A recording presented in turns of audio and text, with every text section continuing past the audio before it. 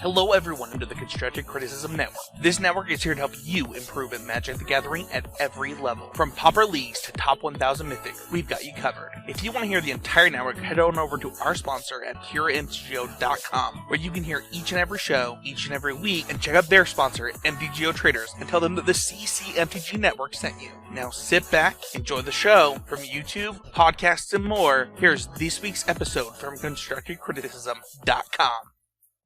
Hello, everyone, and welcome to the 322nd episode of Constructed Criticism. I'm your host, Mason, and I'm joined by my co-host, Allie. Allie, how you doing? I'm doing pretty good. How are you? I'm doing good. We're recording our episode a little early today. We were so excited to talk about the new set that, it's like still daylight out there. For those that don't know, we normally record at night, so it's a different vibe in my office right now. I don't have an office. But is the vibe different, or are you feeling it? Or you're so excited to talk about these cards? Where are we? Keep up with spoilers after day one or two, and then just waits till the end and looks at them all at once. So I have a lot of information here, a lot of reactions, and it's exciting. I wasn't super excited for this set originally, but now I'm very excited. Yeah, very much the same. I think we even talked about last week. Maybe it was off the show. I think it was on where we talked about this set's so wild that without the whole I can't give you any information with just pieces of the story, right? I need kind of all of it. And now that I have all of it, I'm much more excited. I actually, it's up on the Constructorism YouTube channel. I streamed myself reading all of the cards for sometimes it was the second time for a card, but this kind of reading over the set. So if you want to look at the whole thing, there's that. But we're going to be doing the Pick 2 set review today, which we'll talk about a little more when we get closer to that. But Allie, we need to talk about always improving. That's the point of the show. How did you improve this week? So I scrubbed out of the CFB season finals this past weekend and got a little discouraged. So I just started messing around with Jund Sacrifice, which hasn't really been a deck in a long time, and just with the changes I made to the deck and kind of just messing around with it on Arena Ladder, I ended up just beating what's in the meta right now. I haven't lost to Bant yet. I have been pretty positive against Rakdos Sacrifice as well. So I guess the improving aspect of that is kind of just having more faith in myself to go maybe off meta sometimes when it's necessary. Because, going into this weekend, I had the top 8 with Rakdos Sacrifice, but I think how I had built the deck for the previous weekend, it had a good Bant. For the previous weekend, it had a good Bant matchup, but moving into the finals this weekend, I think the version of my deck actually had a really bad Bant matchup, because it wasn't playing, Stone Coil Serpents, or having just, a way to kind of interact with Bant at all. So yeah, I guess overall, just learning to trust myself when I have a feeling that something isn't really playing one of the two decks in the meta right now just didn't really feel like something I wanted to do, and being more willing to do something a little risky in the future, because I think I would have actually done very well with this Jund deck that I created a couple hours after the event. So I was a couple hours too late from breaking standard, but yeah, I do think that's hours too late from breaking standard, but yeah, I do think that's a great. I think we even talked about this a little bit in DMs after the event, but I think it's a great improving moment and a learning moment in general, right? Where it's it's great to check back in, kind of, on a standard format, especially when it's near the end, right? We kind of have this established knowledge and stuff like that. And for the most part, I think we all do a really good job of, as Magic players, of figuring out the actual best decks or whatever. But sometimes, even though we figure out the best decks, that doesn't mean an older deck that got obsolete over the course of the format isn't, it doesn't circle back around to being good, in the form of Jund Sacrifice, right?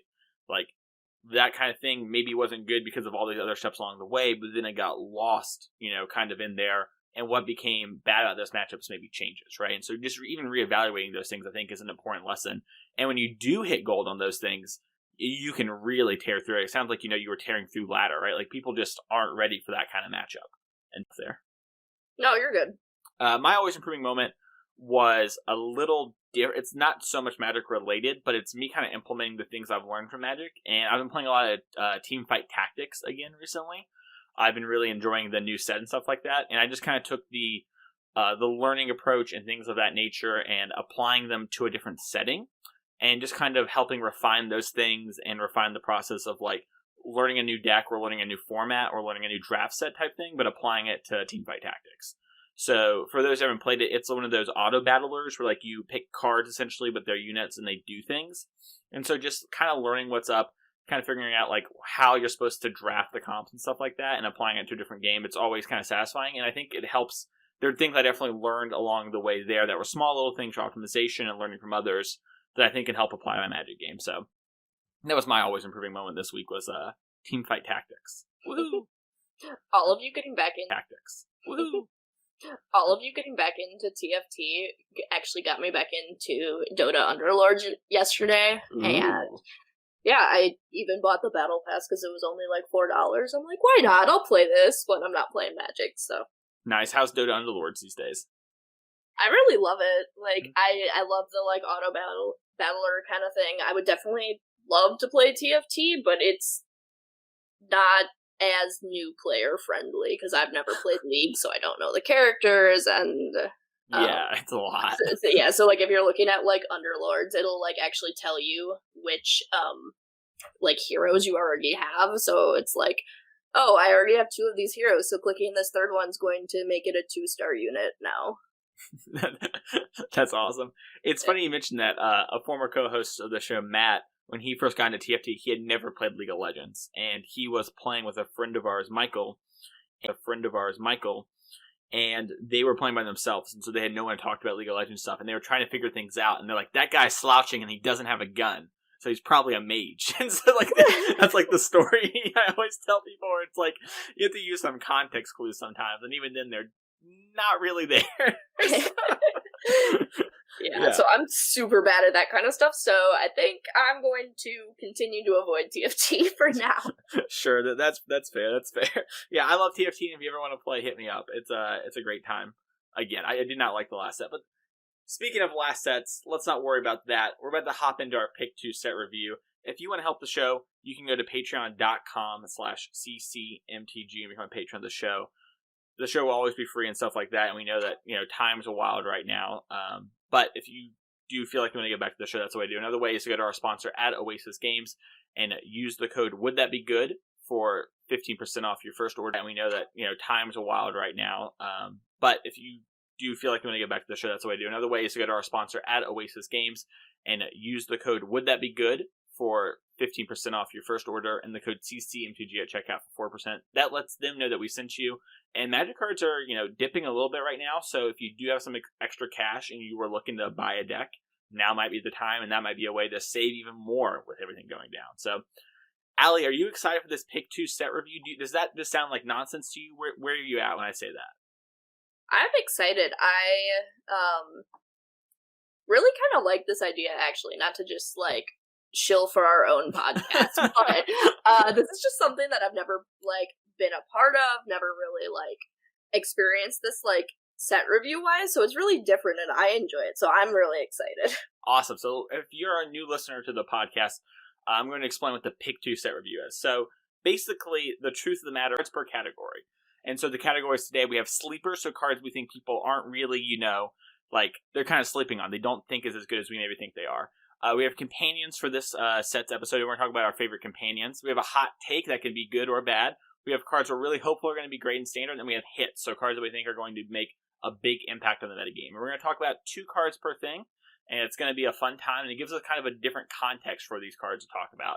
And so that way, you, the listener, don't have to infer, like, when we have a number 9 card, it's like, is that actually good, or is that hopeful? We're just going to tell you what we think about it. And so I'm going to kick things off here with sleepers. I'm going to talk about Vivien Monsters Advocate, because I haven't seen people talk about this card, and it seems so good. So Vivien's Monsters Advocate is a Planeswalker Vivien for 3 green. Vivien has a static ability of, you may look at the top card of your library at any time. You may cast creature spells from the top of your library. Vivien has 3 loyalty and has a +1 of create a 3/3 green beast creature token. Put a choice of a vigilance, a reach, or a trample counter on that token. we'll talk about that part later. And then -2, search your, when you cast your next creature spell this turn, search your library for a creature card with lesser converted mana cost, put it onto the battlefield, then shuffle your library. So the things I like about Vivien are a couple fold. One, just on like base, she is a planeswalker that picks up to protect herself and make 3/3s. Like, I imagine a 3/3 reach protects you from most things on the battlefield that aren't like huge drops or whatever, and provides card advantage without having to use a plus. But the ability to look at my top card and cast creatures, I think, is really strong. It gives you a new angle on like flash decks, kind of. And then the minus, I think really leads to some combo enablers where she, in older formats, you could cast something like a Kitchen Finks and then go search up the Vizier of Remedies. And so I think she opens up the door in that format as well. So I love Vivien in that format as well. So I love Vivien Monster Advocate. I have a lot to say, but what do you think about Vivien before we go any further? I think she's, like, good. I do think that she does belong in this sleepers category, because I don't think enough people are talking about her. I am not as excited about her as you are. That's fair. I don't necessarily think that she's going to completely change, like, standard per se, but I definitely think that she'll see play in some decks. I think she's solid. Yeah, I think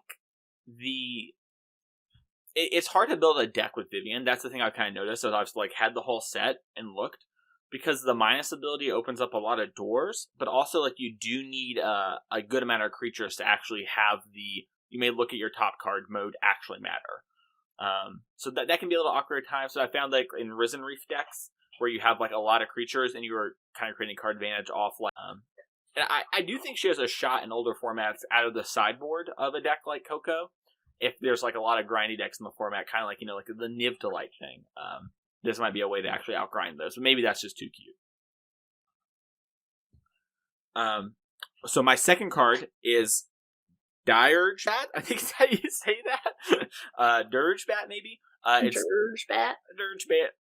2 black for a creature bat, and this says Mutate. And we'll talk about Mutate as soon as I'm done reading this, and then that'll be our go over it for the set. But the Mutate cost is 4 black, and it has Flash, Flying, and whenever this creature mutates, destroy target creature or planeswalker an opponent controls. So for those that don't know what Mutate is, or maybe a little confused, if you can cast a creature for the Mutate cost onto a non-human creature, and then what happens is all the text boxes, so like Flash, Flying, and the Mutate ability, they're shared between all of the things, and then you choose which one you want to be on. All the text boxes, so like Flash, Flying, and the Mutate ability, they're shared between all of the things, and then you choose which one you want to be on top, and that's like the dominant creature, and you use that power and toughness. So Mutate works very well with +1/+1 counters, which we'll talk about later in the show. But basically, all you need to know is this a 3/3 Flash Flying creature that you can mutate onto something or mutate it, and if you do, you get to destroy a creature or planeswalker. I think there might be like a blue-black Flash deck alley, and that's what makes me really excited about this card specifically. I think if I didn't see a bunch of cards in those colors wanting me to be flashy, but I wouldn't be so high on Dirge Bat, because it is 6 mana for like a Vraska's Contempt that doesn't even gain you life. But I think the trick to mutate creatures is that they can just be played as a creature, and as long as you like eventually draw another thing to mutate onto them, they get a burst of power later in the game. And for example, if you have a Dirge Bat and you mutate another Dirge Bat onto it 2 turns later, then you're going to get to kill chance to actually be kind of a player in the format. What are your thoughts on this? Because I know this is this is almost a hot take for some people. No, when you first brought it up, I was like, oh, okay, like, seems fine or whatever, and then I did start thinking about the blue-black cards that are coming in this set, and just kind of like the blue-black cards that have been printed in the last, like, year and some as well, and there hasn't really been, like, a home for a blue-black deck for a while, and I think with each set it's getting closer. Like, last set we had the 5-drop Ashiok, and that got me really excited for blue-black, and we just keep seeing more powerful blue-black cards printed, so this definitely like fits into that, and maybe even help push it into a real archetype. Yeah, I definitely have a lot of cards from that archetype spread throughout my list here today, so we're going to be talking about this a bit more. But one thing I think is interesting is spells with Flash cost 1 less and can't be countered. Another one actually says when you cast a spell with Flash, you draw a card and each opponent loses 1 life. So there are actually, I went through and did a gather research of Flash last night in Standard, and we have like Omen of the Sea, which is essentially a draw spell, like something you might have like Opt, which is triggers all these abilities. We also have Ashiok's Eraser, which is like a weird counter spell with Flash. And there are a lot of other weird little things that have Flash that you kind of forget are like things that wouldn't typically have it. And so I think there's like a chance for something there. Maybe it ends up not being efficient enough right now, but it's definitely very exciting, at least for me. Maybe I'm crazy there. No, I've always been trying to find a good, like, blue-black deck. Dimir is my favorite guild, so just, like, actually having a deck like that would be awesome. Awesome. Well, that's all I have to say about the Dirge back. Allie, what's your first sleeper? My first sleeper is Luminous Brood Moth. Say 2 generic mana, white. It has flying, and whenever a creature you control without flying dies, return it to the battlefield under its owner's control with a flying counter on it. So this is really interesting to me. I think there's a lot of kind of like graveyard synergies in this set that we haven't seen a ton of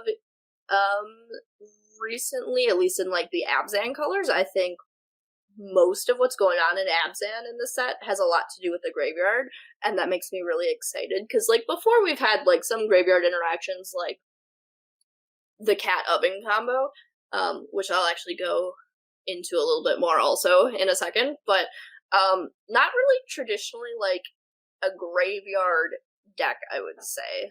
Like I think there's some kind of like Abzan heavily based graveyard deck, and this is really interesting. It works really well with just like normal combat, I guess, like getting creatures back. Well, it also works with like different kind of sacrifice things as well. So I guess moving into like the cat oven combo, I see a world where there's like this Mardu sacrifice deck, and that's really exciting to me. I think this it would definitely be like a much like slower deck kind of, but I think this card kind of enables something that you might want to do in that color wedge. Yeah, I can definitely see that. I think that I kind of like what you said there about how like it's good at kind of just playing a game of Magic too, right? Like even if your stuff isn't coming together, all your creatures now kind of have like this rebuy ability on them, right? So they kind of are forced to kill Mothra in a weird way. I like that a lot. This card reminds me a lot of Nightmare Shepherd. Have you thought about doing anything along that? Or forced to kill Mothra in a weird way.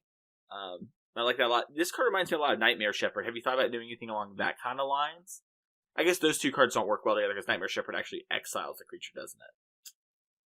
Dang. Never mind. I was like, oh, I can like get a token with a +1/+1 or with a flying counter.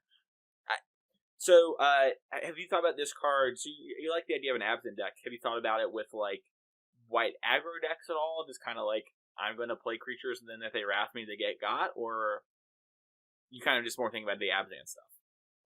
I mean, I could definitely see that in like a Boros kind of strategy too. A lot of the aggro decks have kind of taken some time off of being really relevant in Standard, because for a long time, the best deck was just Jeskai Fires, and Clarion just kind of killed everything. So like Mono Red got access to, which is kind of a good way. Not Atris. What card is it? Annex. Oh, Annex, yeah. Annex, yeah. Yeah. So Mono Red got access to that to kind of prevent for board wipes, but just having maybe like a white based aggro deck that can kind of survive board wipes now might be a player in like Boros aggro or even mono white aggro again. Yeah, I can definitely see that. Yeah, I'm excited to play with that card. I'm really hyped for the Moth. So, anyway, my second sleeper card is Sprite Dragon. Ooh, I love this one.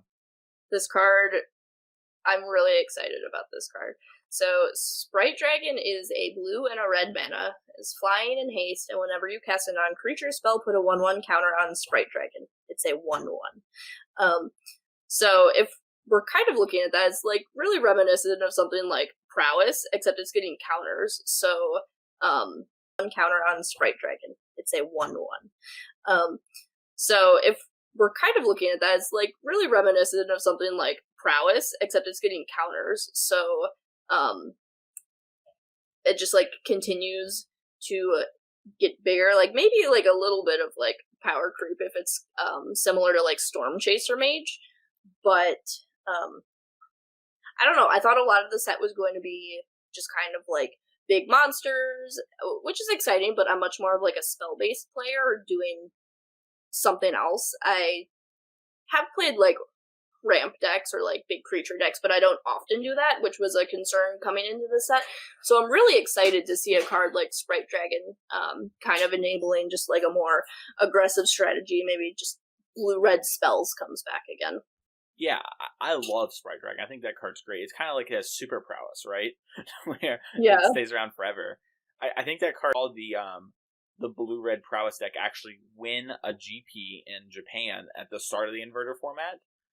So like maybe this is the kind of thing that deck really needs. You know, I haven't played that deck a lot, so it's hard to know. But it's like, well, this card's really good, and so maybe that's just like, oh, we really needed another efficient threat, not like Adelaide's the Cinderwind, you know, like a 3-mana version of this. So I'm very excited for this card. I'm very excited to maybe cast Solmgar Scorn off it too, because I'm a crazy person. But, you know, yeah, I love that card. I'm very hopeful that card sees play in Standard as well. It also seems really good with Mutate, right? Like the Octopus, which I'm sure we'll get to later, you know, like you Cunning Octopus this thing, and then like you cast a spell to protect it, and now you're hitting them for like 5, you know, and drawing cards, and this gets out of hand very quickly. Yeah, definitely. Yep. All right, well, let's move on to companions, and I want to take a minute to talk about the companion mechanic as well, just in general, because I'm excited to hear your take on it. So for this sideboard, if your deck meets a cost. So, for example, one of the companions is every non-land card in your deck has to be CMC 3 or greater. So you can't play 1 and 2 drops. And so this has led to a little bit of opinions from certain people in the community, a little bit of outrage at times. Allie, what do you think about the companion mechanic in a vacuum as an idea? I think it's really cool, actually.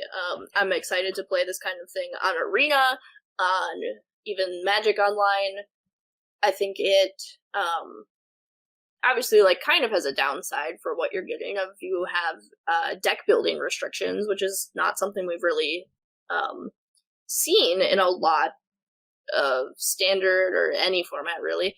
So it's really interesting. It's also interesting they take up a sideboard slot as well. Mm-hmm.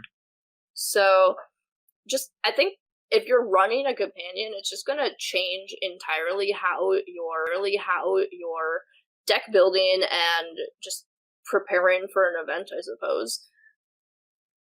Yeah, I agree. I think it does that. I also think it has this weird thing where at least my understanding of it is, before you like decide your mulligans, you have to reveal your companion. So that gives you like a real idea of like what their deck's doing, right? Because a lot of time at Tournament Magic, there's going to be like the optimal things. So you're going to know like if your opponent shows you the 3 CMC 1 Caraga, you're going to know like, okay, they're doing this kind of thing most likely. And then in older formats, you know, like maybe it's a little bit more obscure, but it's like, okay, I know they're playing a white-black deck, or I know they're playing this kind of deck, or they're doing this kind of thing. And so you see your opening hand, and you're like, oh, dang, I have this, like, 3 of this card that really are kind of bad in this sort of matchup. It gives you some interesting decisions there as well. I'm with you, though. I really like Companion. I think it's great. The only thing that I wish is that it took up more spots in the sideboard at times. Like, I think you could make stronger companions. Like loot stronger companions. Like Lutris, the Orzhov one, which I think maybe neither of us have. I'm not sure. It looks like you do have it. But either way, like, that one, I kind of wish it was companion 3 or 4, you know, or something like that, where you give us stronger companions at a bigger cost. And so maybe if we ever go back to this mechanic, we'll see that. That would be interesting. Yeah. I am very excited for this, though. I think it's awesome. I think it's also awesome just for, like, kind of more casual players. Like, you open, like, Caraga and, like, your arena booster, and you're like, what am I supposed to do with this? And it kind of creates these awesome learning and experience moments, you know? So, I'm very excited for that. But on to the competitive nature of our podcast. My first of my top 2 companions is Caraga, the Macro Sage, who I was just talking about a minute ago. He is the 3 Simic, legendary creature, dinosaur, hippo, 5/4. His companion cost is, your deck contains only cards with converted mana cost 3 or greater and land cards. And then you can, whenever you cast Caraga, the Macro Sage, 5/4, his companion cost is, your deck contains only cards with converted mana cost 3 or greater and land cards. And then you can, whenever you cast Caraga, the macro stage, whenever Caraga the macro stage enters the battlefield, not cast, sorry, you draw a card for each other permanent with converted mana cost 3 or greater. I think Caraga is actually just the most obvious of all of these because of the existence of Jeskai Fires. Jeskai Fires only plays 2 cards, or 2 copies of a card that is less than 3 CMC already, and we have Aether Gust. And if we just turn those Aether Gusts into Brazen Borrowers, we have a very similar situation. And now you always have a 5-drop that you can play after you get your Fires, which is sometimes a problem. And Fires plus this will let you draw 2 cards, assuming they don't kill it with the trigger on the stack. That's a great way to refuel. And also, it's just kind of nice with that same kind of line with Kinrith, right? Like, if you have a hand that has Fires into Kinrith, then you can play this as well. You're going to draw a couple cards and hit them for a bunch of damage. So, I think Caraga actually has a chance of itself to be an all-star player right at the start of the format.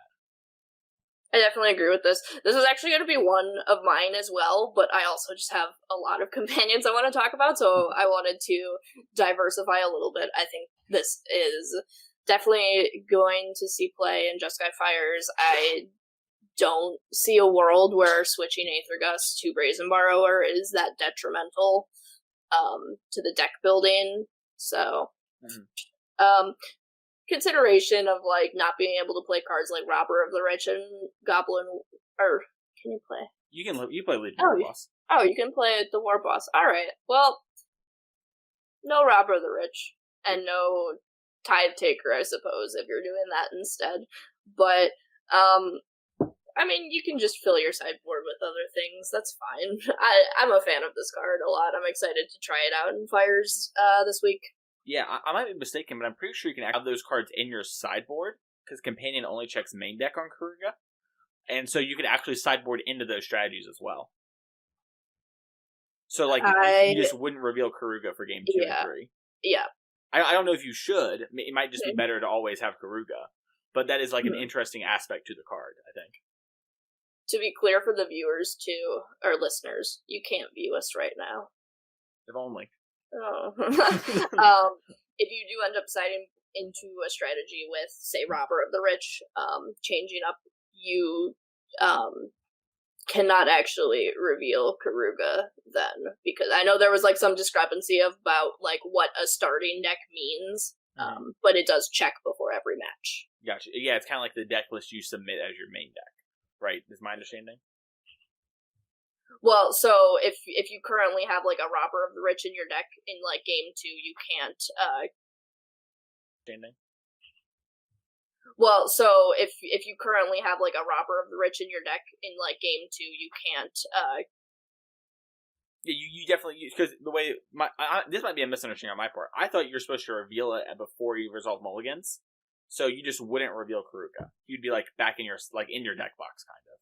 Maybe. Yeah, correct. So like you wouldn't reveal Caraga and you wouldn't play Caraga because your deck is no longer a Caraga deck. Yeah. Okay. Awesome. Yeah. Yeah, so, I mean, that's a consideration. Like, maybe that's worth it. Yeah, maybe the Juke plan, because they would have to present their deck before they know if you Caruga'd or not. Or if you're Caruga'ing, I guess. What a weird world we live in. But, yeah, I don't know, but I think it's exciting, and at least for game 1, that kind of effect is strong enough, you know? I don't know about you, but a lot of times when I build sideboards, just in general, the 15th card is one I always kind of agonize over, like that last slot, and a lot of times I end up just picking a match strong enough, you know? I don't know about you, but a lot of times when I build sideboards just in general, the 15th card is one I always kind of agonize over, like that last slot, and a lot of times I end up just picking a matchup that I want to win that weekend, and I put the extra card there, and now I'm going to be like, well, all that's true, is there a companion that just kind of fits in my deck, and maybe I could just play that instead, you know, just have an extra card in the main deck. So many times, you know, you're just kind of top decking, you would love like a 3/3, you know?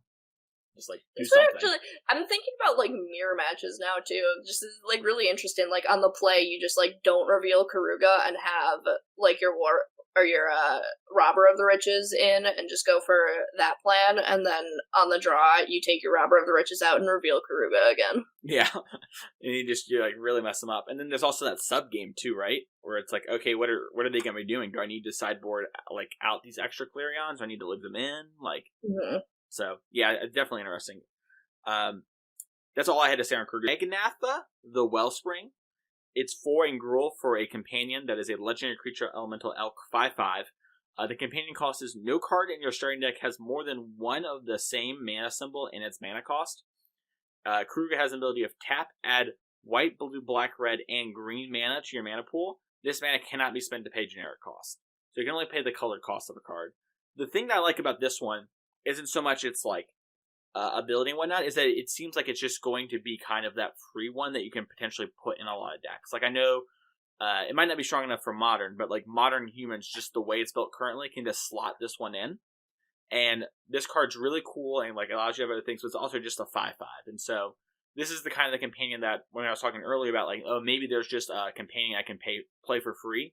This is the one that I think is going to end up happening a lot, where it's like, yeah, my deck just didn't have any double pips of a card. A lot of cards, at least right now in Standard, are like X color, Y color, and not XX, just because of the nature of Ravnica. There's a lot of XY cards, so I think this card's just randomly going to be in there, and sometimes it's going to allow you to double spell. Even though like you can't use the off colors to pay for generic, they're still reducing the cost of something. So if you're in a board stall, tapping it to double or maybe even triple spell if you had a draw spell that turn could be really powerful. So I like this card a lot as kind of a flexible companion.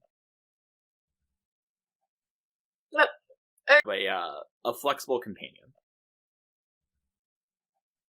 Yep. I agree with everything you said. I don't really have much more to add to this card, but I like what you said about it. Yeah, it's not super exciting. It's just kind of nice to know. Allie, what's your favorite companions? Where we got? So my first companion I picked here is Loras of the Dream Den. I think this one is pretty obvious for a lot of people who are playing Standard or Eternal formats. It's one generic mana, and then Orzhov, a legendary creature, Cat Nightmare. The companion stipulation is each permanent card in your starting deck has converted mana cost 2 or less. And then you have lifelink, and during each of your turns, you may cast one permanent spell with CMC 2 or less from your graveyard.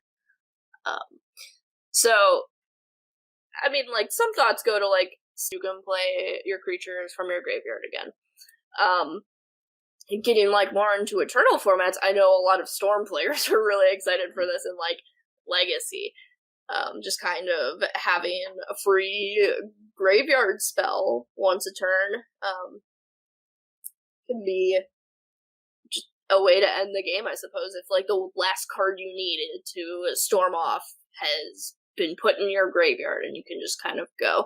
And, like, it kind of changes Storm decks a little bit to be more of, like, the Burning Wish ones, because you can't actually have your Tendrils of Agony in the main board, or whatever your win con is. But I think there's definitely, like, a build of Storm that happens here. I think you can actually still have Tendrils, right? Because it's each permanent card. Am I mistaken there? So, like, Tendrils is... I can't read, so yeah. It's alright. No, I think someone actually had this conversation. I think I said what you said to someone else, and they didn't. So then maybe you said to someone else, and they didn't. So they made me think, like, maybe that person was wrong. But yeah, I think you can. I think this card's quite strong. Have you thought about this card in Jund for Modern? I've seen some people talk about, like, between Croxa, Bob, Tarmogoyf, all that kind of stuff, Yeah, I did see someone actually, like, brew up a Jund list, so that's a really interesting consideration as well. I guess since it's permanent card, you can still afford to have some of the other powerful spells in your deck too, still, like Maelstrom Pulse or Culligan's Command. Mm-hmm. Yeah, that makes that card so much better. Oh my gosh, I'm playing this card in everything now. Yeah, it's so good, right? Like, you could sell your Blood Moons and your Chokes and things like that. You just have to, you only have to play efficient threats, so no. Those are permanents, Mason. I'm dumb. See? It's hard. Together they form one functioning person. Say what? New cards are hard. I'm dumb. See? It's hard. Together they form one functioning person. Say what? New cards are hard. They're so hard. It's so hard. It happens all the time. It's so surprising, too. It's all there. Yeah, I think this card's really good. Like, this is one that I also could see, like, it's awkward. So for, like, Caraga, for example, right, the Dinosaur Hippo, you could have Caragas in your deck if you just wanted to play Caraga. He actually fits his own requirement. This one doesn't. But I also wonder if, like, maybe there's a deck that actually just wants this card for the card, not the companion. So, and I think that's a sign of a scary companion. If you're like, whoa, I kind of want to just play this thing as a thing, and if I could always have this thing, what's that mean, you know? Yeah, you could kind of just, like, look at that as in, like, maybe that fits more into, like, a Jund deck or a deck like that where you still want, like, your Liliana of the Veils and your... Wild to me. This is like the one that I was mentioning earlier where I wish I had companion like 2 or 3. You know, like kind of just had a higher cost to its companionship. It's so wild. Yeah, I think this card has the potential to be really broken. Yeah. I love the joke about this card in Vintage that, like, even if it's too good, what are they going to do? Restrict it to 1? Love it. Yeah, it's like, uh-oh. Our first ever ban card. Well, so I think, like, here we're looking at this card. This is definitely one of the cards that is looking at more, like, eternal playability so much. Whereas, like, when we're looking at the other companions, we're like, oh, this is really cool for Standard. Where I look at this one, I'm like, how can I fit this into some eternal decks? Which is really cool to see from the new sets. Mm-hmm. I definitely agree. I love, even though sometimes it's been a little detrimental at times, I love that we have cards that actually do kind of affect eternal formats. You know, I feel like when I first started playing in Gatecrash, it was, you know, and nowadays it's kind of like, we got like 2 or 3 cards we need to look at as serious players, which is exciting, you know? Yeah. What's your other companion, Allie? My other companion is also hard to pronounce. Yorion, I think. Sky Nomad. Which, 3 generic and then Azorius, a bird serpent. Very cool. I didn't notice a serpent. I've heard a ton of people, like, really interested by this, especially because the companion stipulation is your starting deck contains at least 20 cards more than the minimum deck size. So I guess that, like, removes its playability from Commander, because you can't really do that. But if we're looking at, like, competitive constructive formats, so we're looking at 80 card starting decks, which is really interesting. I guess you can play Battle of Wits too if you really want. This is flying when Yorion enters the battlefield, exile any number of other non-land permanents you own and control. Return those cards to the battlefield at the beginning of the next end step. So if we're looking at just, like, blink effects, we've already seen in Standard, the Azorius Thassa blink deck has been gaining popularity, and people have been doing alright with it. I personally dislike the deck, but this just seems like an obvious, like, inclusion. You can add more cards to your deck, and I think that's fine. I think this is, like, especially interesting to me, because it just, like, this really changes how you build decks. Not only is it have, like, a stipulation that you need to build your deck somehow, but you also need 20 additional cards. So it's like, what do mana bases look at this point? What's the mana curve in an 80 card deck? What do mana bases look at this point? What's the mana curve in an 80 card deck? Like, what are we doing here? Yeah, I love that a lot too. It's also one that kind of, like, we talked about Caraga lets you play with itself. This one's like, hey, if you build a deck that really likes blinking, I got 3 cards for you to put in your main deck. It's 3 more of me, right? And so it kind of, like, in a weird way, builds an extra redundancy to, like, a combo you could do with this card, while decreasing the the efficiency of that, right? Because you don't, you have more cards in your deck, whatever. It's going to be hard to get them. I love this card. I'm so glad you put it on there. I think it's my favorite companion cost, too. It's just such a different way to play the game. It's so exciting. Yeah, I know a lot of people have been really excited to just, like, brew decks with this, especially in Modern. So I'm not a big brewer, but I'm really excited to see what comes of that. It's just such an interesting way to build a deck, and I love Blink, so not the Moth deck.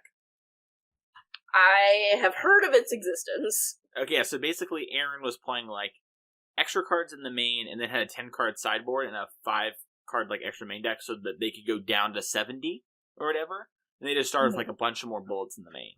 And so, like, if you had 5 more cards, you get this, and then the Yawgmoth deck was reasonable enough at blinking, and you could probably find things that are pretty good to blink. That's kind of the dirty secret of Companion, is, like, when you get to older formats, their power level just grows drastically.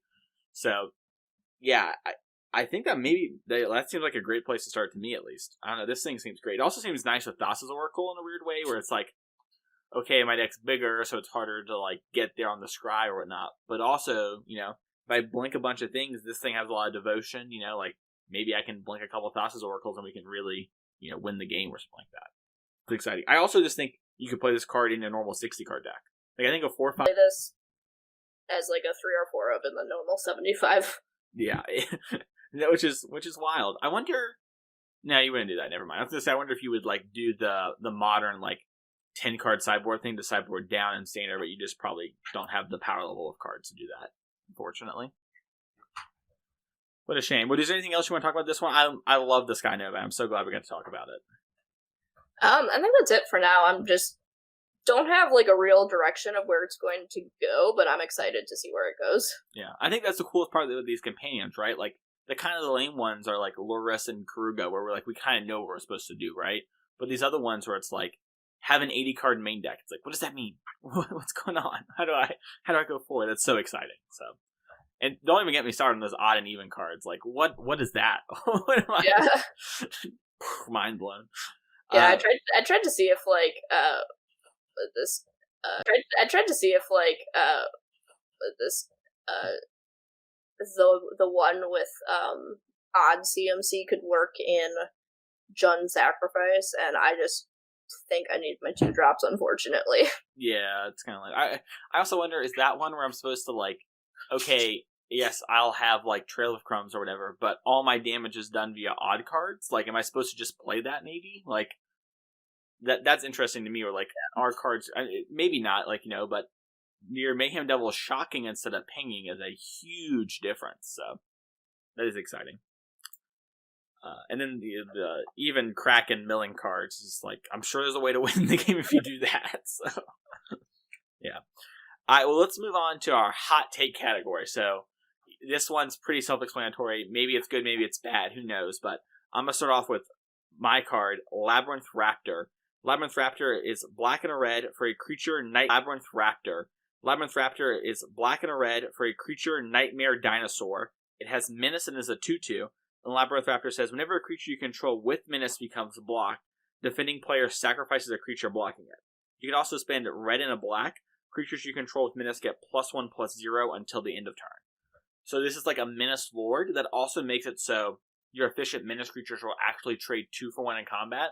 Like, if you've played with Menace cards before, you kind of know the trick is that a lot of the time they trade 1 for 1, and then the other creature just lives. But the Raptor will make it so that you can probably trade off 2 things as long as they don't have a bunch of huge creatures. Also, I think this thing is just, like, efficient. It looks like a card that would normally be legendary.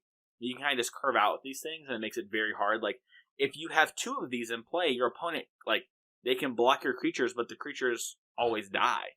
And so it kind of has this weird, like, busted draw potential, and there are actually a lot of pretty reasonable creatures with Menace that can draw a card. And they gave us a lot of weird cards with Menace now.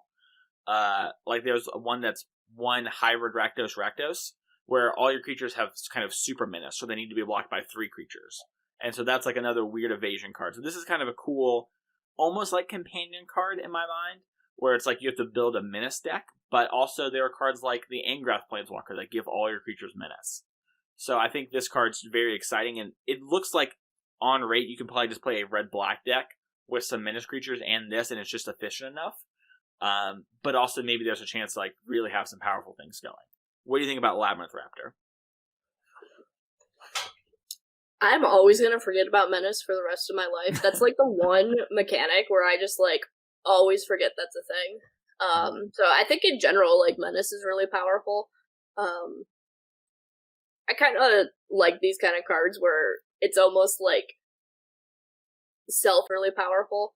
I kind of like these kind of cards where it's almost like self-explanatory, like the point of the card where it's like, oh, it has Menace, so 2 creatures at least have to block it, and one of them gets sacrificed. So like it kind of just like makes the connection there of like, oh, this card makes sense. Yeah. I like it when they tell it to me. As we saw earlier, I'm not the smartest. You know, I gotta have things explained to me like a child. Like, put 20 more cards in my deck? Too complicated. Put Menace creatures in my deck? Now we're talking. Yeah, I don't have a whole lot more to say about that. I just think that there's actually a chance for, like, a weird red-black aggressive deck to enter the format. Kind of like a Rakdos Knights type thing. But, you know, I don't know, maybe that's just too deep. Maybe the Menace creatures aren't, you know, good enough on their own when you don't have the Raptor. I'm wondering if maybe you can just... That's very true, yeah. Maybe this is just, like, actually good enough. Yeah, that's and the ability to, like, give your creatures menace, too, with the ability, like, maybe you just don't need any more creatures with menace. You can just give everything menace. Oh, I'm sorry. Maybe I misread that. It doesn't give your other creatures menace. Creatures you control with menace get +1/+0. There's the Angrath Planeswalker. I just can't read. No, you're good. No worries. If you want to go deep, you can play the Angrath Planeswalker from War of the Spark, and then all your creatures have menace. And so then, you know, the Raptor's a combo. They all have menace. Combo. And you get to play with the anime Angrath. Alright, I'll move on to the next card. Oh my gosh. You if only knew how many anime walkers I have over here. Netherall, the Apex of Death. It is 2 white, black, and green for a legendary creature, Cat Nightmare Beast. And it has Mutate for 4, Selesnya black. It has Death Touch and Lifelink, and it's a 5/5. And it says, whenever this creature mutates, return any number of target creature cards with power 10 or less from your graveyard to the battlefield. So, I know you have this under your hot take here, so I'm just going to say a little bit. I know you're going to go deeper into this, but I think this card is just like a weirdly strong rate creature. Just like, if you have a deck that can put things in the graveyard and bring things back, we have like a Mutate Matters deck. This card's really good at just bringing all that kind of stuff back. Like, the thing that kind of stuck out to me is, oh my goodness, this card with Polukranos from Theros is so strong. You just get a 6/6 for free, and then you bring back whatever other creatures you can. So that's like kind of really powerful. And the last thing I'll say before I hand it over to you is, you can play this in decks that are Golgari or Orzhov, but it would only be a spell in that deck. And I think that's something that's important to think about for these tricolor ones, is that if you're willing to play them as just a spell, because of their hybrid cost and the mutate, you spell that's like recur everything. And I think that opens up a lot of doors in deck building.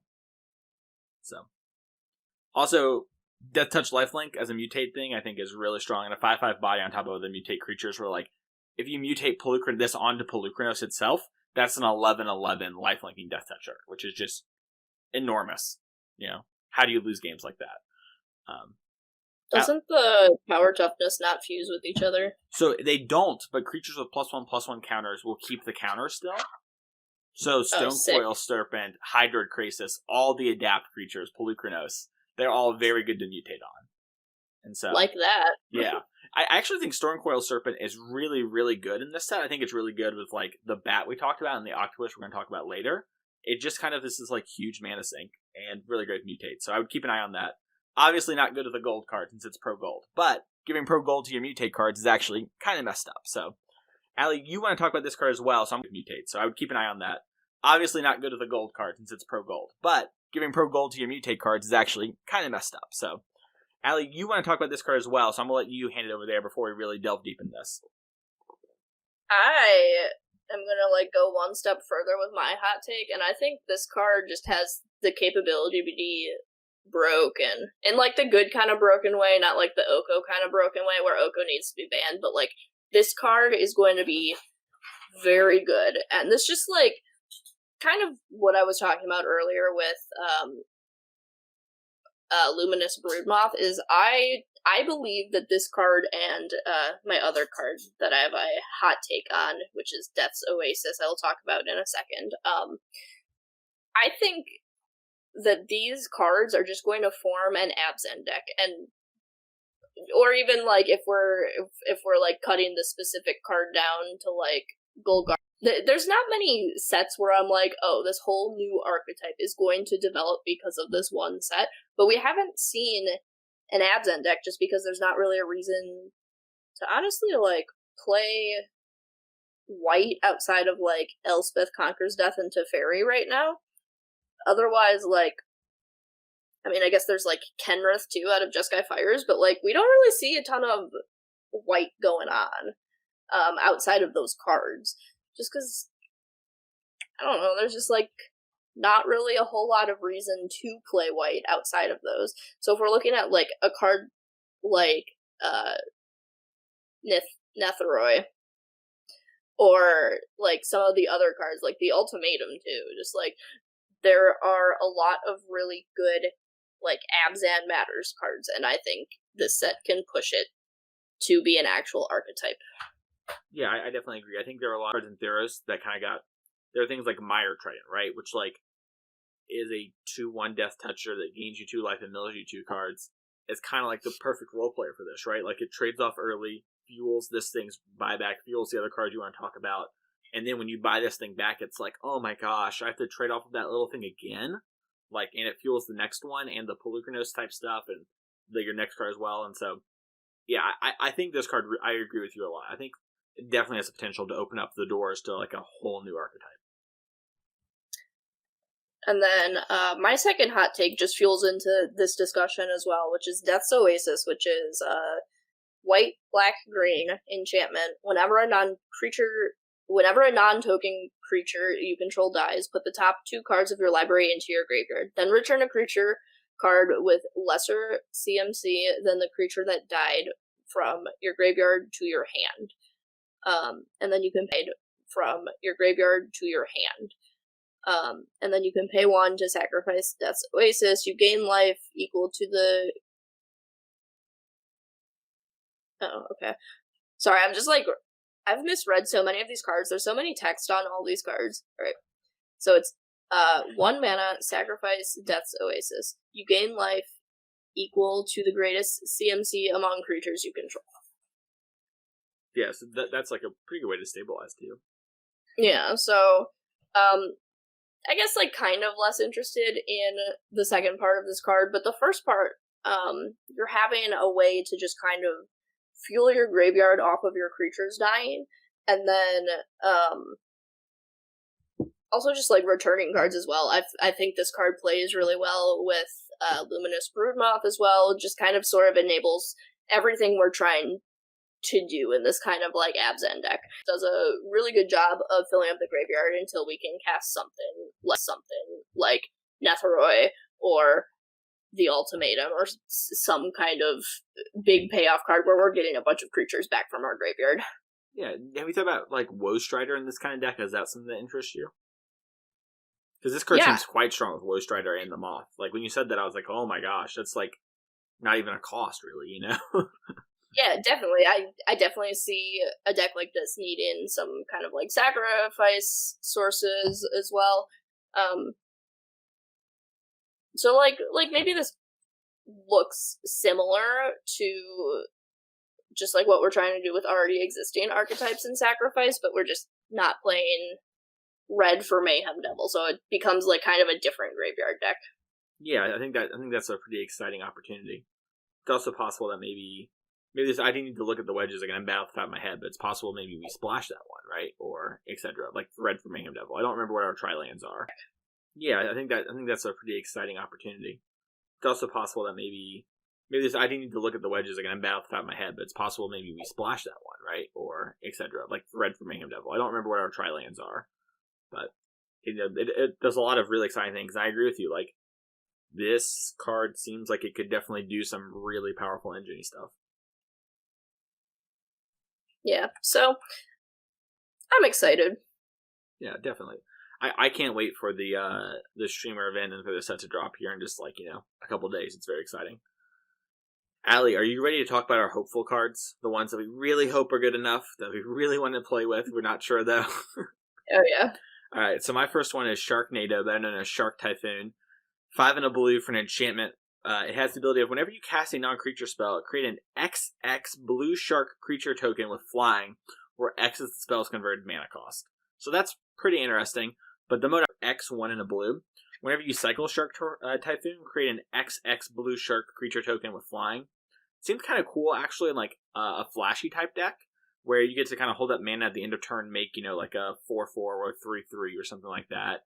And then when you stick this thing, it actually, like, if you just, like, are in the top deck, or maybe your hand's kind of full, and you're like, okay, I kind of just want to get this on the board against a deck that has a lot of answers. Now, every time I'm casting my ops and things like that, I'm creating a little mini army. And that's before we even consider as maybe, like, a control finisher, Not having to tap out via kind of a more reactive deck. Maybe, sometimes tapping out for Dream Trawler is a liability. This allows you to not do that. And when you do tap out for something like Dream Trawler, you're now generating creatures every time you cast a spell. So your chemistry insights and radical ideas and stuff like that get a lot more powerful with this card. I really hope this card's good enough because it looks really fun. I want to play this card in Teamer Rec. Ooh, okay.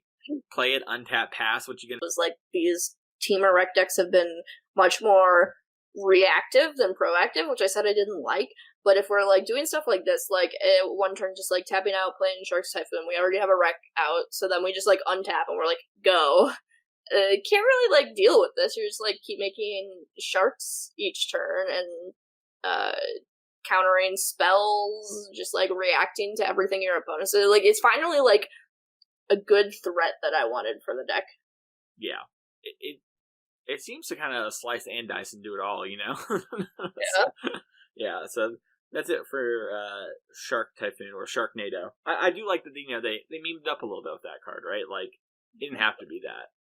It's good to get some memes in there. My other hopeful card is Cunning Nightbonder. It's Demir for a creature, human rogue, 2/2 that has flash, and spells with flash you cast cost 1 less to cast and can't be countered. I kind of alluded to 2/2 that has flash, and spells with flash you cast cost 1 less to cast and can't be countered. I kind of alluded to this earlier when we talked about Dirge Bat, but there are a lot of cards that have just flash randomly tacked onto them.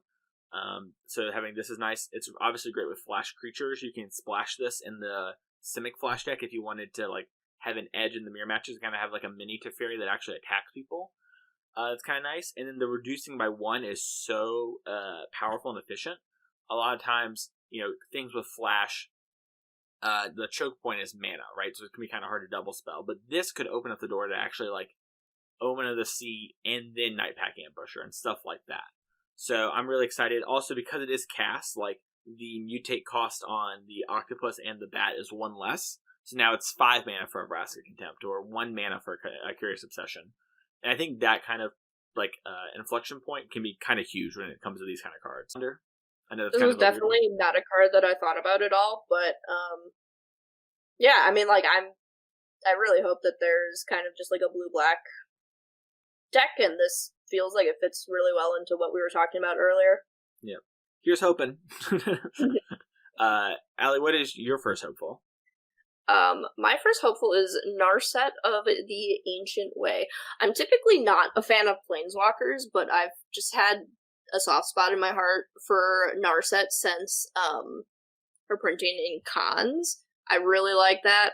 My favorite Planeswalker. Yeah, let's see. So her she starts at 4, and I guess her mana cost is 1 generic, and then each of the Jeskai colors, +1, gain 2 life, add blue, red, or white mana.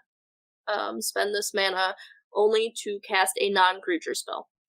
-2, and you may discard a card. When you discard a non-land card that way, Narset deals damage equal to the CMC to target creature or planeswalker. And then -6 is you get an emblem. Whenever you cast a non-creature spell, this emblem deals 2 damage to any target.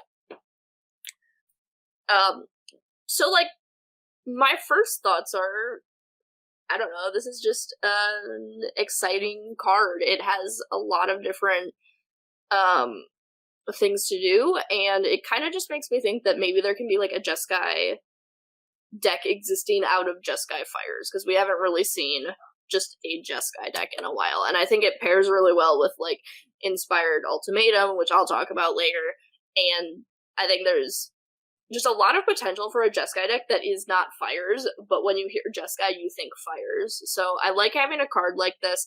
I'm hopeful that, just like the -2 is you think Fires. So I like having a card like this. I'm hopeful that, just like the -2 is as powerful as it seems, I suppose. Having a good, clean way to answer planeswalkers just by like discarding a big spell or something is something I'm a fan of. Yeah, I think that's great. I'm so dumb on that card, and maybe this is just misreading it. Can I use it just to draw a card, or do I have to run it? Or do I have to loot every time I use it? I'm trying to find it right now in the spoiler. I'm having issues. So the minus, it says draw a card, then you may discard a card. Okay, awesome. Yeah, I like that. I know that seems like a small thing, but like, sometimes you really just need to draw a card. I really like this Planeswalker. I think it's good, and I think some of the Jeskai spells are pretty expensive, and it's nice that she like kind of helps stabilize and let you double spell. Yeah, or, like, I think in counter. this like supposed Jeskai deck that exists, you're definitely playing the all 7 to a Nissa or something is awesome. Yeah, big agree. It's also interesting, like, how Narset... I don't know if you mentioned this. Sorry, I had a moment there where I was trying to find Narset.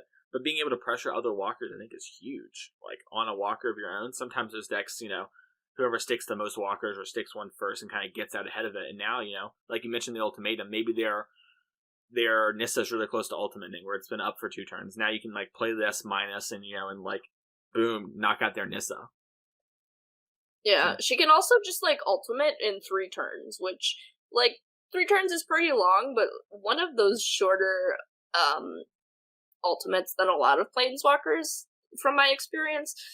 And even if she's not around, just having that emblem is relevant for the rest of the game. Oh, yeah. Like, I imagine you have things like Fire Prophecy in this kind of deck, right? Like the deal 3 and then Rummage, basically. So, like, that becomes, like, a deal for decks. Yeah, so, like, if we're... I mean, like, comparing this to, say, like, Nissa, if you minus 8 Nissa and your lands are indestructible, like, she kind of plays better when she stays alive after she ultimates, so your lands can keep becoming 3/3s and they're indestructible. Whereas, like, I think Narset's just, if you can get the emblem, like, I don't think you even necessarily need her around anymore. Yeah, it will probably win the game, like, adding shock to every spell is very good, I promise.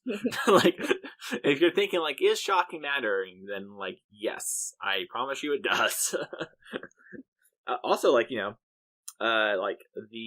can cast another Narset, right? Like, you can ultimate and then play another Narset, and now you have more mana to cast more spells, and you're drawing more cards, and you're moving through your deck more, And that Narset shocked you. Yeah, exactly, yeah. And the Narset came down and, like, shocked you or shocked your priest or something like that, just kind of like, they shocked it, and they looted, and they discarded Chemistry's Insight, and they killed my Mayhem Devil, and now they have this Narset, and, Yeah. Yeah. So I'm hopeful. I think the -2 is definitely the reason why I'm hopeful this card is good. Outside of that, maybe less excited, but I think the -2 is very powerful. Yep, I agree. What's your other card? My second hopeful card is Fiend Artisan. This is actually more of just, like, another card that I think is really good, but I guess it's more of the hopeful one because I don't think it has a specific home that it completely slots into. So Fiend Artisan is Golgari, and Fiend Artisan gets +1/+1 for each creature in your graveyard.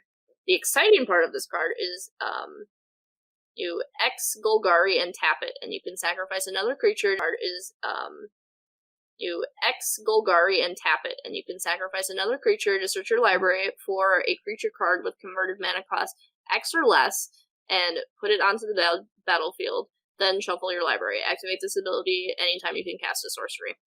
So, essentially, just another Birthing Pod-ish effect, which I really love. This one, I think can find a home in Rakdos Sacrifice, to be honest, and, like, changing a cat into a Mayhem Devil is something I'm excited about. Yeah, having extra Mayhem Devils or finding that first cat, you drew all your ovens, is just, that's so huge. It's like, can't be understated. Mm-hmm. And this is something that you're playing on turn 2, hopefully, and it's just, like, accrues value as it goes on. Like, you can even just kind of, like, find what you need in any given situation. It's pay the black and then tap the mana to get whatever card you want. But, I mean, the deck is relatively low converted mana cost, with the top end of your mana being, like, 5 to bring back a Woe Strider. So, just kind of, like, having that, it seems like it fits into the deck really well. Additionally, it can just be a really big creature when all of your stuff dies.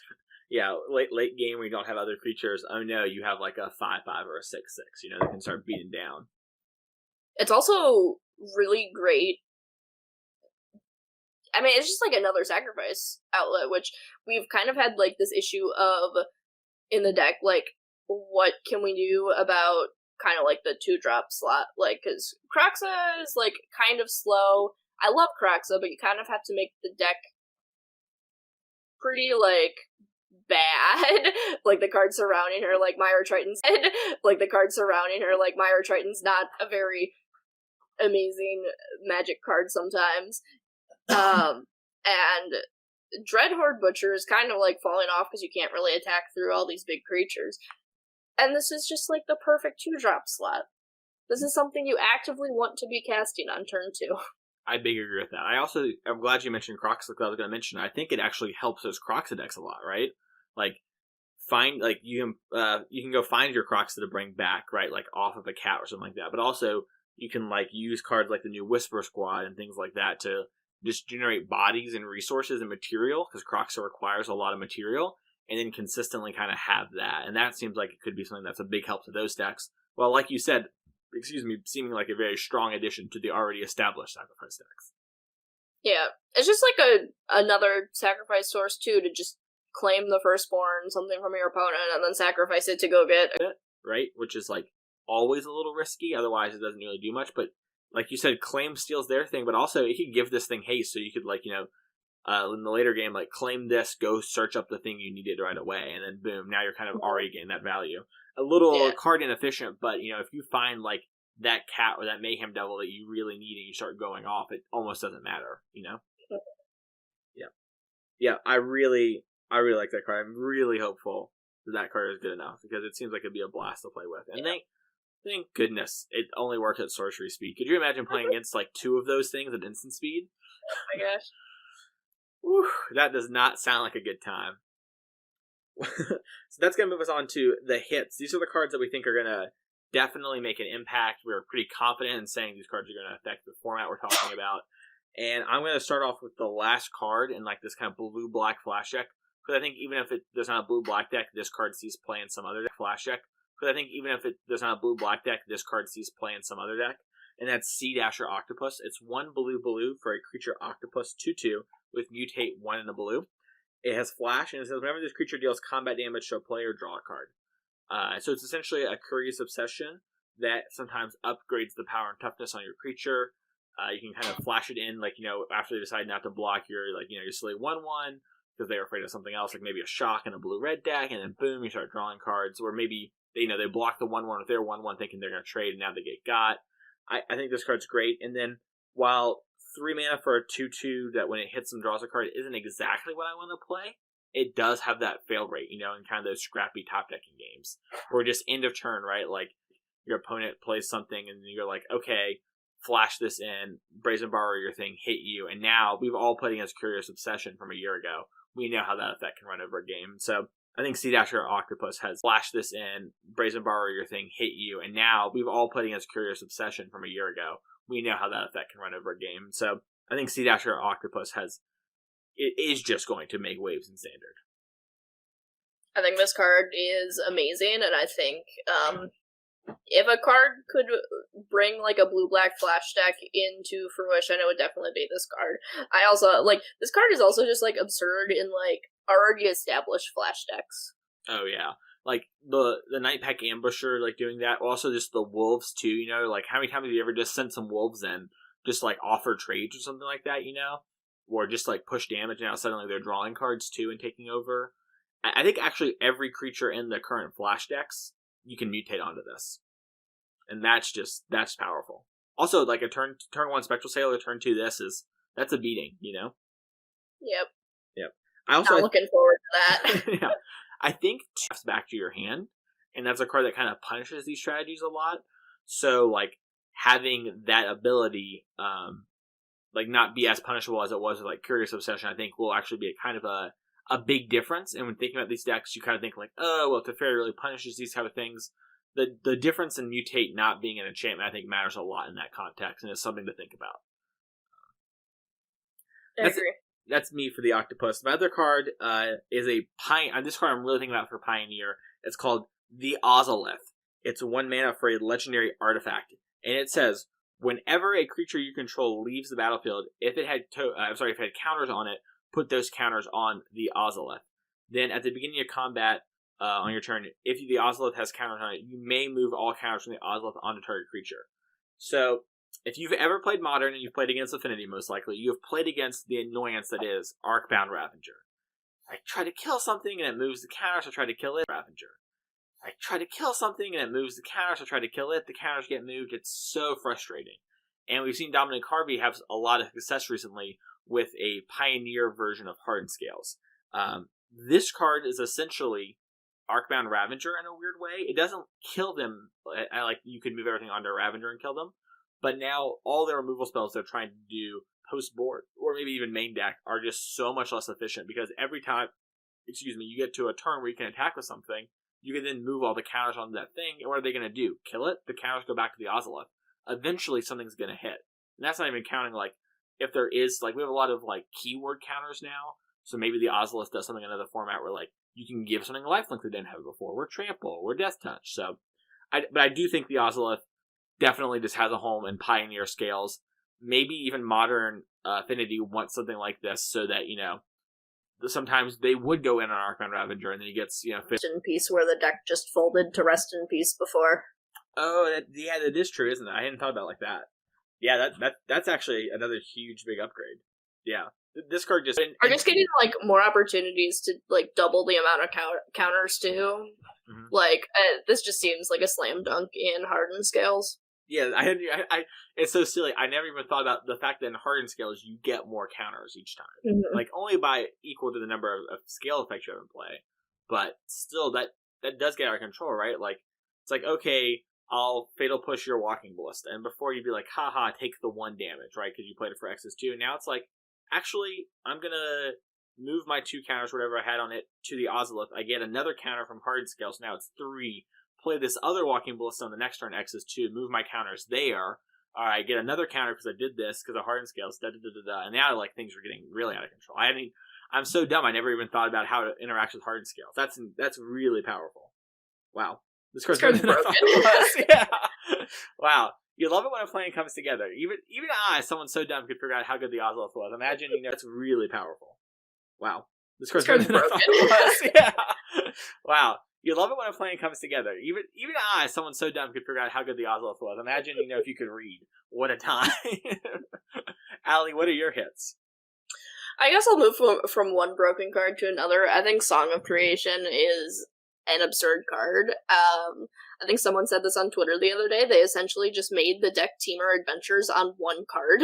That's a fair way. So I think this card obviously is going to enable some sort of like broken combo deck where you play this card and then you start just casting 0 drops until you deck yourself and playing Thassa's Oracle or something like that. So that's really interesting. I think it can also just like I'm sure there's something like that in Standard, but it might be like pretty gimmicky. I think also in Standard you can just like add this to any of the Teamer decks really. Like I think Teamer Adventures, like this would still be a cool card. You can also do like I don't know, like Teamer Wreck until you like draw your deck as well. So what does Song of Creation do again, Allie? Oh, I'm so sorry. You're good. I'm sure most people know, but I'm sure there's also someone who doesn't. Okay, Song of Creation is a generic mana and then 1 of each for Teamer colors. It's an enchantment. You may play an additional land of each on each of your turns. Whenever you cast a spell, draw 2 cards, and at the beginning of your end step, discard your hand.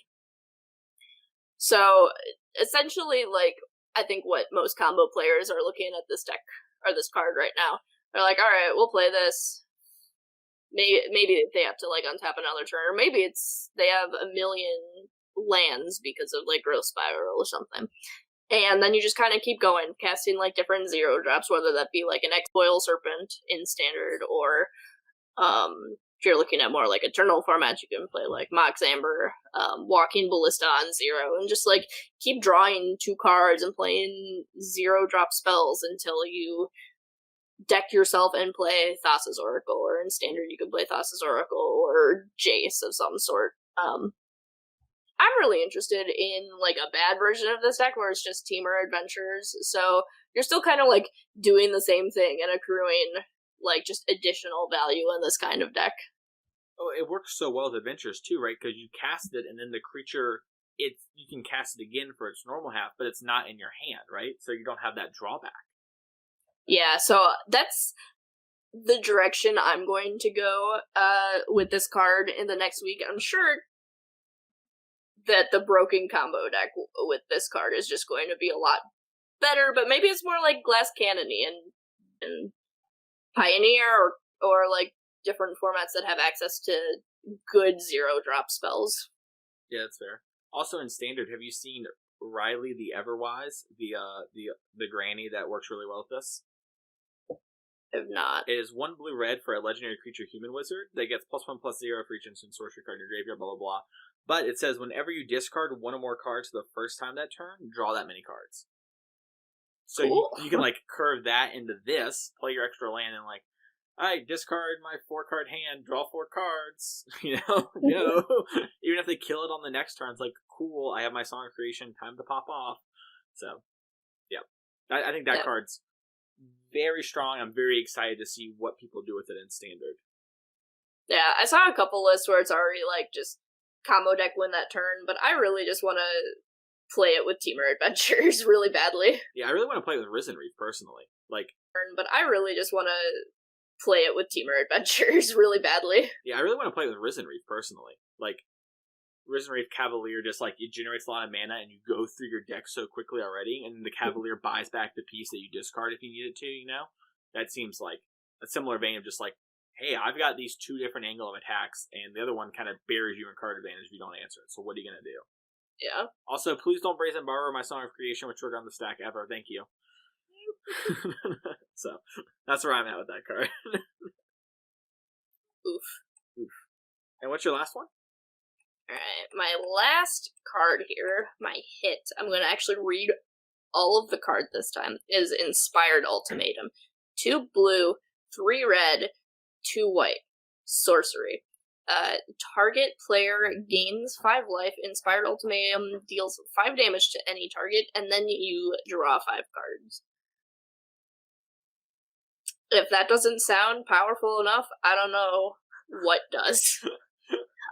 People were like, I saw people on Twitter just being like, oh, like, that's okay or whatever, like, that's not gonna matter. Like, whether or not you're playing this in just, like, kind of like a Jeskai Spells deck that we were talking about before, that's going to get to turn 7 anyway, or, like, shoving this in a Fires deck, like, I don't see how this card is not gonna be a contender in Standard. I think this card is really good.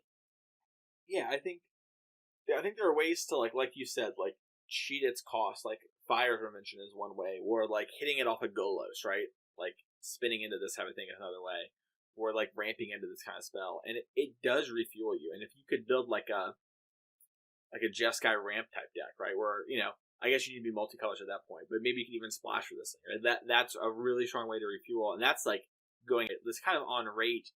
It's probably a little less than what you would want for any one of those modes.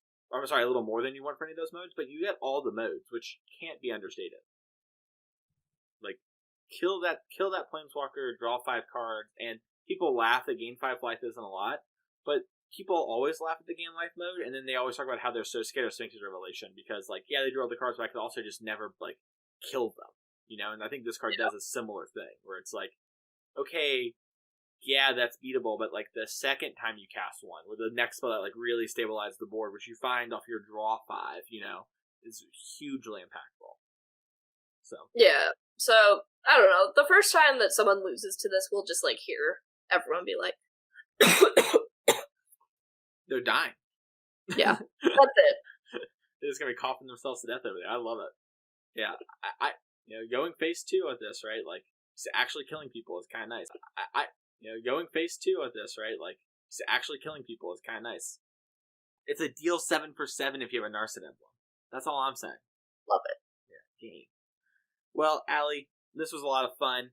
If someone wanted to find you, where could they find you? You can find me on Twitter at MythicMebo or twitch.tv/mythic_amiibo. Important difference. Very. If you want to find me, you can go to twitch.tv/TheMasonClark, where I'll be streaming a lot, starting Wednesday and going forward with the new set. And then you can also find me on Twitter at Mason E. Clark. You can find the podcast at CCMTG on Twitter. And if you want to become a patron of the show, you go to patreon.com/CCMTG. You can also check out the YouTube channel with the big set review, and there's the other shows in the